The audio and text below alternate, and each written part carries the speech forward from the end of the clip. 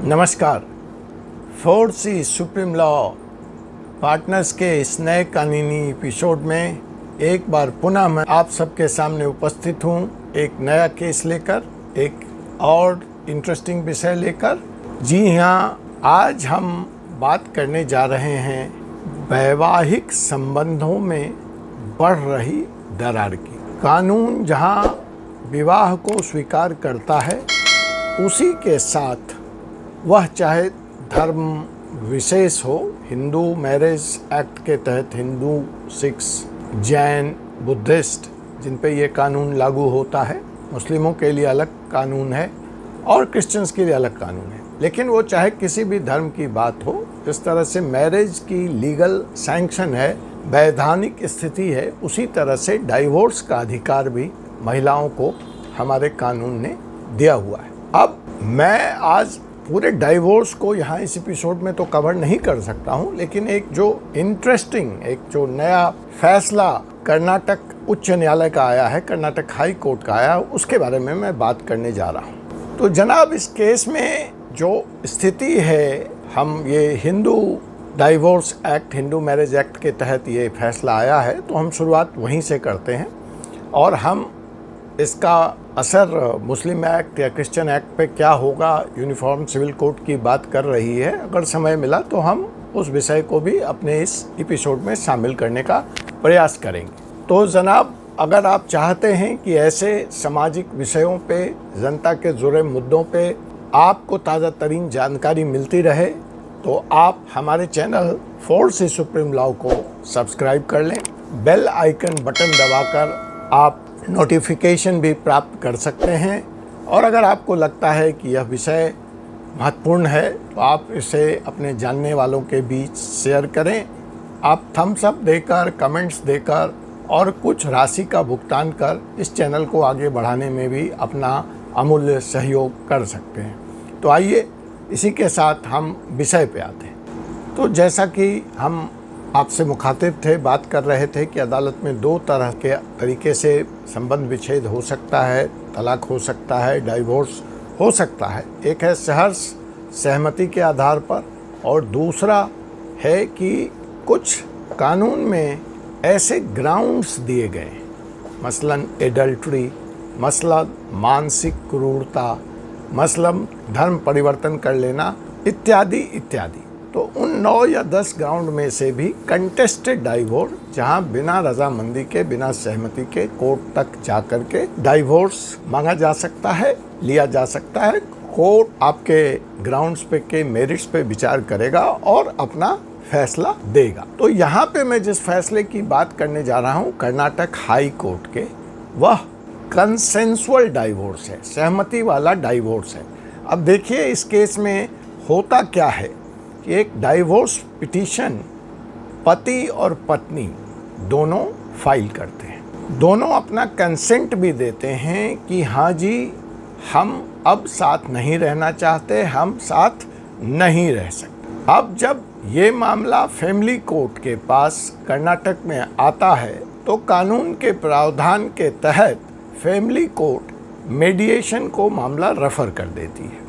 Mediation में भी जाके पति और पत्नी का स्टैंड सेम रहता है और वो मीडिएटर को यह समझाने की कोशिश करते हैं या समझा पाते हैं कि हमने बिना किसी दबाव के, बिना किसी प्रलोभन के, आपसी रजामंदी के आधार पर, आपसी सहमति से तलाक लेने का फैसला, डाइवोर्स लेने का फैसला लिया है। मीडिएटर भी अपनी रिपोर्ट पे ये बात लिख करके मुहर लगा देता है। अब ये मामला पुनः फैमिली कोर्ट के पास रेफर हो जाता है। फैमिली कोर्ट पति और पत्नी की सहमति होने के बावजूद, मीडिएटर की फेवरेबल रिपोर्ट होने के बावजूद, दोनों को डाइवोर्स देने से इनकार कर दे। इनकार की जो शर्त है या जो ग्राउंड है फैमिली कोर्ट का, वह यह था कि पति और पत्नी एक ही घर में रह रहे हैं, एक ही छत के नीचे रह रहे हैं। अतः यह कैसे माना जाए कि उन्होंने आपसी सहमति से, रजामंदी से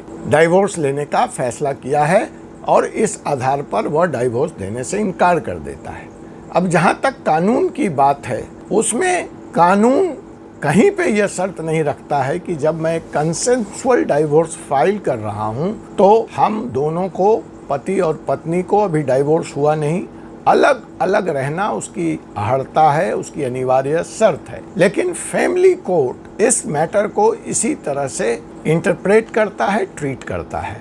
और यह मामला कर्नाटक उच्च न्यायालय के माननीय न्यायाधीश कृष्णा एस दीक्षित की अदालत में आता है। पूरे मामले पर गहनता से विचार करने के बाद दीक्षित साहब एक अहम फैसला देते हैं और उस फैसले में वह फैमिली कोर्ट के इस फैसले को और फैमिली कोर्ट के इस रवैये को अनुचित मानते हैं, उसको आड़े हाथ लेते हैं और यह कहते हैं कि यह तो सामाजिक समरसता का एक अच्छा उदाहरण है कि पति और पत्नी डाइवोर्स ना होने वक्त तक एक ही साथ एक ही छत के नीचे रह रहे हैं और सहर्ष स्वीकृति से, सहर्ष सहमति से अलग अलग होना चाहते हैं। इसमें कोर्ट को भला क्या आपत्ति हो सकती है, और उनके पिटीशन को अलाउ करता है और फैमिली कोर्ट को तत्काल प्रभाव से 1 महीने के तहत कानून सम्मत फैसला देने का आदेश देता है। तो यहाँ पे यह बात इस फैसले से स्पष्ट हो जाती है कि अगर आप पति और पत्नी हैं और एक छत के नीचे रह रहे हैं और आपसी सहमति से तलाक लेना चाहते हैं तो आप स्वतंत्र हैं, आप ले सकते हैं। अब सवाल ये उठता है कि ये एक तरह का लैंडमार्क जजमेंट है, एक तरह का बहुत ही महत्वपूर्ण फैसला है। तो तलाक की जब हम बात करते हैं, चाहे वो मुस्लिम लॉ के तहत करें, चाहे क्रिश्चियन लॉ के तहत करें, चाहे हिंदू लॉ के तहत हम बात करें, तो आइए हम यह देखते हैं कि इस तरह के नज़ीर बने फैसले और क्या क्या रहे हैं जिनकी जानकारी अगर हमें हो तो हम ज़रूरत पड़ने पर परिस्थितिवश उनका अपने पक्ष में उपयोग कर सकते हैं। यूँ तो ऐसे बहुत सारे फैसले हैं, लेकिन मैं उसकी चर्चा करूं या उसके पहले आऊं, उसके पहले मैं आपको यह बताना चाहूँगा कि आखिर ये तलाक का राइट महिला को होने की ज़रूरत क्यों पड़ी और ये क्या प्रारंभ से था। क्योंकि अगर हम हिंदू धर्म की बात करें तो हिंदू धर्म में तलाक का कोई प्रावधान ही नहीं है, क्योंकि यहाँ पे शादी जन्म जन्मांतर के लिए होती है। यह एक संस्कार है, इसमें विच्छेद होने का कोई सोच नहीं है, कोई प्रावधान नहीं है। लेकिन अंग्रेज़ों के द्वारा ये डाइवोर्स कानून या महिलाओं को ये हक दिया गया जो भारत के संविधान लागू होने के बाद भी जारी रहा, उनको ये अधिकार प्रदान किया गया। तो आखिर इसकी ज़रूरत क्यों पड़ी? तो देखिए, आज़ादी से पूर्व एक ऐसी घटना हुई जिसने पूरे देश को हिला के रख दिया। 11 साल की फूलमती का उसके पति ने क्रूरतापूर्वक, बर्बरतापूर्वक उसके साथ रेप किया, बलात्कार किया और फूलमती की उम्र 11 साल थी और उसका पति जिसका नाम था हरि मोहन मैती, उसकी उम्र 35 साल थी और उस बेचारी लड़की की मौत हो गई। जहां उस वक्त ब्रिटिश सरकार ने यह सोचा कि जो हिंदुस्तान की रिवायत है, जो ट्रेडिशंस है, जो परंपरा है, उसमें सरकार के द्वारा हस्तक्षेप करना आवश्यक हो गया है इस घटना को देखते हुए। और पहली बार हिंदुस्तान में एज ऑफ कंसेंट एक्ट कि किस उम्र में शादी होगी, एज ऑफ कंसेंट एक्ट 1891 लागू किया गया। तो जैसा कि मैं आपसे पहले बता रहा था कि आइए हम इस कानून के आने के बाद और डाइवोर्स का इक्वल राइट महिलाओं को देने के बाद कुछ ऐसे फैसले जो नज़ीर आज बने, जो लैंडमार्क जजमेंट कहे जाते हैं, जो इम्पोर्टेंट केस लॉ कहे जाते हैं तलाक के संदर्भ में, वो क्या है। तो आइए पहले हम एक मुकदमा क्रिश्चियन लॉ से उठाते हैं। बड़ा ही फेमस मुकदमा रहा, लैंडमार्क जजमेंट है मोली जोसेफ वर्सेस जॉर्ज सेबेस्टियन का। इस कहानी में क्या होता है कि मोली नाम की एक महिला शादी के बाद चर्च की प्रक्रिया से, जिसको एनलमेंट ऑफ मैरिज बोलते हैं, अलग हो जाती है और वह जॉर्ज सेबेस्टियन नाम के व्यक्ति से शादी की। शादी के कुछ साल बाद जॉर्ज सेबेस्टियन से भी उसकी बनती नहीं है और वह अलग हो जाती है और अपने पत्नी के अधिकार के लिए अदालत का दरवाज़ा खटखटाती है। राइट ऑफ मेंटेनेंस, पत्नी के जो उसके अधिकार हैं वो जॉर्ज सेबेस्टियन से मांगने के लिए वह अदालत का दरवाज़ा खटखटाती है। अदालत में जॉर्ज सेबेस्टियन अपने पक्ष में यह दलील देते हैं कि मौलिक ने क्योंकि पहली शादी को ख़त्म नहीं किया है, कानूनी तरीके से तलाक नहीं लिया है सिविल कोर्ट के द्वारा, अतः उसकी दूसरी शादी वैलिड ही नहीं है। और जब वह शादी ही वैलिड नहीं है तो पत्नी के हक या मेंटेनेंस का सवाल कहां से पैदा हो जाता है। सुप्रीम कोर्ट तक यह मामला पहुंचता है और सुप्रीम कोर्ट इस केस में यह फैसला देता है कि चर्च को डाइवोर्स देने का कोई अधिकार नहीं है, और चूंकि मौली ने सिविल अदालत से डाइवोर्स नहीं लिया है, अतः उसकी दूसरी शादी वैध नहीं मानी जा सकती और उसको मेंटेनेंस देने से इनकार कर देता है। आइए अब एक ऐसा ही इम्पॉर्टेंट की स्टोन फैसला हम मुस्लिम लॉ से डिस्कस करते हैं। इस कानून में भी बड़ा दिलचस्प वाकया होता है। इस केस का नाम है Itwari versus Agassi and others. इसमें जो इतवारी के पति हैं अगासी, वो दूसरी शादी कर लेते हैं। अब देखिए, मुस्लिम लॉ में पॉलीगैमी, एक से ज़्यादा बहुविवाह का कानूनी मान्यता है। एक मुस्लिम धर्म को मानने वाला व्यक्ति एक समय में 4 पत्नियां रख सकता। तो जहां तक सवाल था यहाँ पे कि यह शादी तो वैध है दूसरी, और इतवारी का तलाक हुआ नहीं है, उसके पति ने उसको तलाक नहीं दिया है। मामला दिलचस्प मोड़ तब लेता है जब इतवारी एक कोर्ट में, सिविल कोर्ट में जाता है और अपनी पहली पत्नी अर्थात इतवारी से वैवाहिक संबंध स्थापित करवाए जाने के आदेश, सेक्सुअल इंटरकोर्स की वो डिमांड करता है अपनी पहली पत्नी से, और उसका आदेश वह कोर्ट से पारित करने को कहता है। पत्नी अपने पक्ष में यह दलील देती है कि उसकी शादी वैध हो सकती है, लेकिन उसकी शादी से उसको गहरा मानसिक आघात पहुंचा है, अतः यह केस मेंटल क्रूएलिटी का तो बनता ही है, और जब उसको मानसिक आघात पहुंचा है, वह दुखी है, तो किसी अदालत के द्वारा उसकी इच्छा के बगैर उसके पहले पति को सेक्सुअल इंटरकोर्स की इजाज़त नहीं दी जा सकती।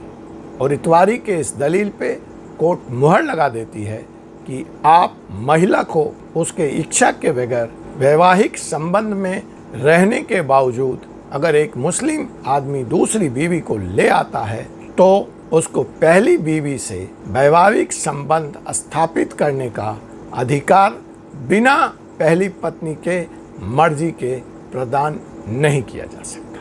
तो यह बहुत ही महत्वपूर्ण लैंडमार्क जजमेंट है जहां तक मुस्लिम महिला के अपने अधिकार का संबंध है। अगर वह उसके पति को बहुविवाह की इजाज़त देता है तो महिला को भी अपने अधिकार के सुरक्षित रखने की कानूनी शक्ति और अधिकार देता है मुस्लिम पर्सनल लॉ बोर्ड भी। अब आइए हम ऐसे ही एक इंटरेस्टिंग फैक्ट को हिंदू लॉ की नज़रिए से देखते हैं। इस केस में क्या होता है, एनजी दस्ताने वर्सेस एस दस्ताने।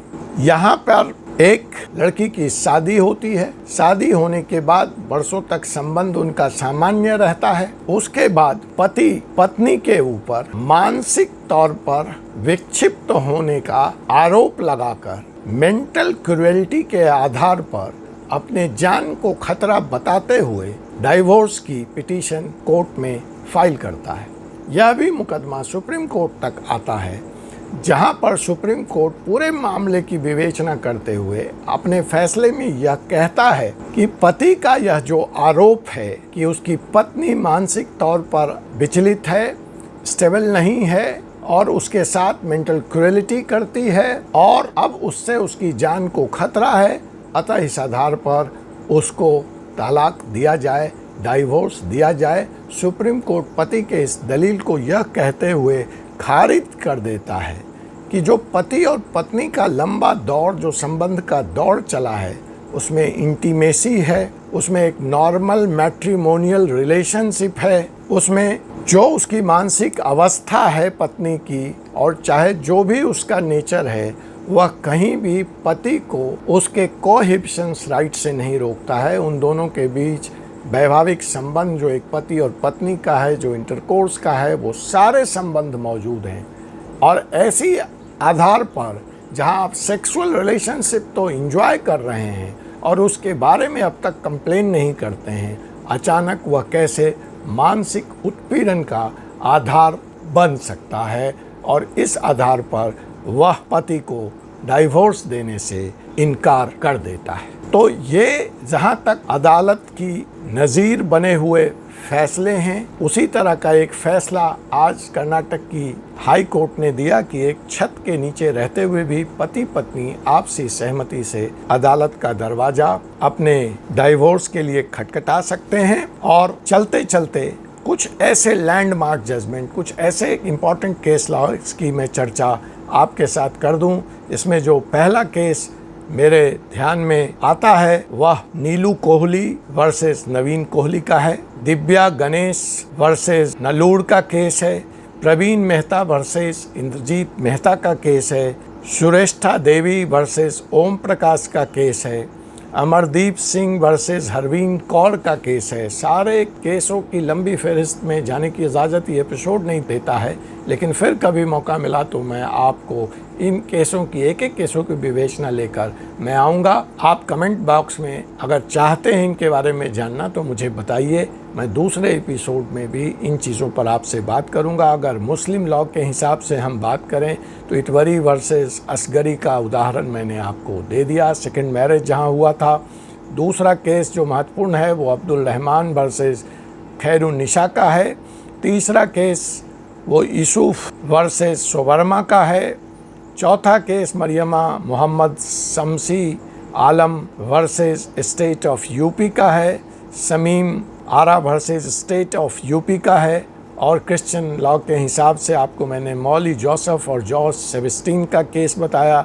एक और महत्वपूर्ण केस है लक्ष्मी सन्याल वर्सेस संचित कुमार धर, जहां एक कजिन में शादी होती है। कोर्ट इसके बारे में भी अपना फैसला देता है कि prohibitory relationship first degree second degree में मैरिज वैलिड होगा या अनवैलिड होगा। इसका फैसला इस केस में आया, लक्ष्मी सन्याल वर्सेस संचित कुमार धर। तो आपसे अगले एपिसोड में एक ऐसे ही विषय के साथ फिर से मुलाकात होगी।